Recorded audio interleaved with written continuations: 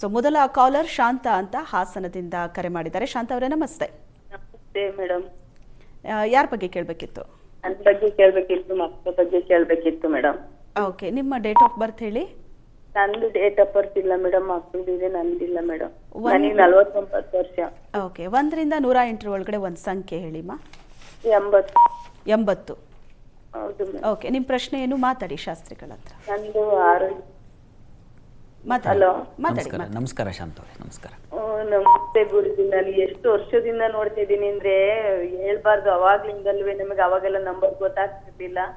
ಇವಾಗ number screen ಮೇಲೆ ಬರೋದ್ರಿಂದ ತಗೊಂಡ್ ಮಾಡ್ತೀವಿ ಗುರುಜಿ. ಸುಮಾರು ವರ್ಷದಿಂದಲೂ ನೋಡ್ತಿದ್ದೀನಿ ಗುರುಜಿ. ನೀವು ಹೇಳೋದೆಲ್ಲ ಇದಾಗುತ್ತೆ. ಇವಾಗೆಲ್ಲ ನಂಗೆ ತುಂಬಾ ಖುಷಿ ಆಗ್ತಾ. ಆರೋಗ್ಯ ಸುಮಾರು 10 ವರ್ಷ ಐತೆ ಗುರುಜಿ. ನನಗೆ ಯಾಕೆ ಅಷ್ಟು ನೋವು ಅನುಭವಿಸಿ ಸಾಕಾಗಿ ಹೋಗಿದ್ದೆ ಗುರುಜಿ. ಮನೆ ಕಡೆಲ್ಲೂ ತೊಂದ್ರೆ ಇದೆ, ಮಕ್ಳಿಗೊಂದ್ ಕೆಲ್ಸ ಆಗಂಗಿಲ್ಲ ಗುರುಜಿ.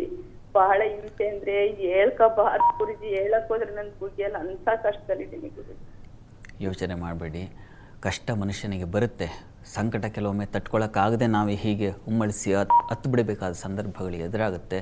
ಆಗ ಧೃತಿಗೆಡದೆ ನಾವು ನಮ್ಮ ದುಃಖವನ್ನು ಅಳಿಸ್ಲಿಕ್ಕೆ ಶಿವನ ಪ್ರಾರ್ಥನೆ ಮಾಡಬೇಕು ಅಂತಿದೆ. ಹೃದಂದ್ರಾವಯತೀತಿ ರುದ್ರಃ ಅಂತ.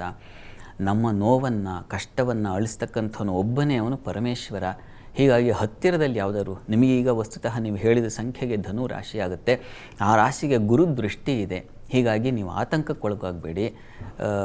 ಹತ್ತಿರದಲ್ಲಿ ಯಾವುದಾದ್ರು ಶಿವ ಸನ್ನಿಧಾನ ಇದ್ದರೆ ಶಿವನಿಗೆ ಪ್ರತಿ ಗುರುವಾರ ಶಿವನಿಗೆ ರುದ್ರಾಭಿಷೇಕ ಮಾಡಿಸಿ, 9 ಗುರುವಾರ ಮಾಡಿಸಿ, ಶ್ರದ್ಧೆಯಿಂದ ಶಿವ ಸನ್ನಿಧಾನದಲ್ಲಿ ಈ ಅಭಿಷೇಕವನ್ನು ಮಾಡಿಸಿ, ಬಿಲ್ವಾರ್ಚನೆ ಮಾಡಿಸಿ. ಖಂಡಿತ ನಿಮ್ಮ ನೋವು ಕಡಿಮೆ ಆಗುತ್ತೆ. ಶಿವನನ್ನು ನಂಬಿ ಶಿವನಿಗೆ ರುದ್ರಾಭಿಷೇಕ ನಿರಂತರವಾಗಿ ಮಾಡಿಸಿ. ಪ್ರತಿ ಗುರುವಾರ 9 ಗುರುವಾರ ಮಾಡಿಸಿ.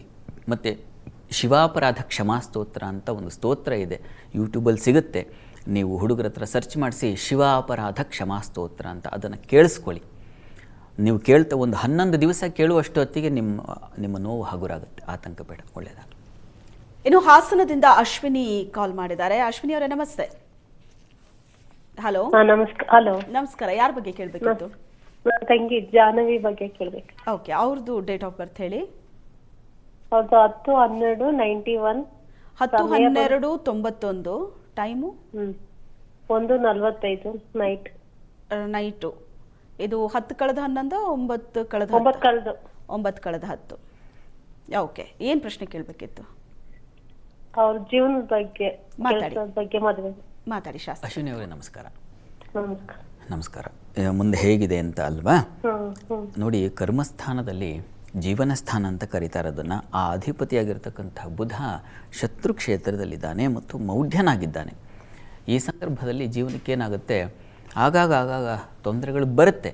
ಹೀಗಾಗಿ ಬರುತ್ತೆ ಅಂತ ಗೊತ್ತಾದಾಗ ನಾವು ಬಹಳ ಎಚ್ಚರಿಕೆಯನ್ನು ತಗೊಂಡು ಮತ್ತು ಸವಾಲಾಗಿ ತಗೋಬೇಕಾಗತ್ತೆ. ಹೀಗಾಗಿ ಇದರ ಪರಿಹಾರಕ್ಕೆ ವಿಷ್ಣು ಸಹಸ್ರನಾಮ ಹೇಳ್ಕೊಳ್ಳೋಕೆ ಹೇಳಿ. ಪ್ರತಿ ದಿವಸ ಅವರು ಹೇಳ್ಕೊಳ್ಳಿ.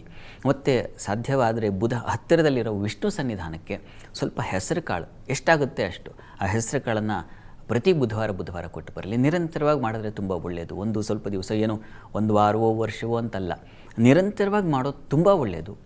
ಅದು ಯಾಕೆಂದರೆ ಜೀವನ ಪೂರ್ತಿ ಬುಧ ಕಾಪಾಡಬೇಕು. ಕರ್ಮಾಧಿಪತಿ ಅವನೇ.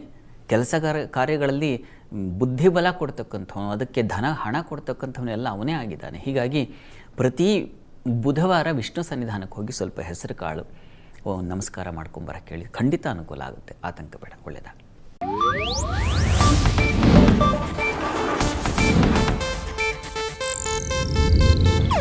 ಇದು ಏಷ್ಯಾನೆಟ್ ನ್ಯೂಸ್ ನೆಟ್ವರ್ಕ್ ಪ್ರಸ್ತುತಿ.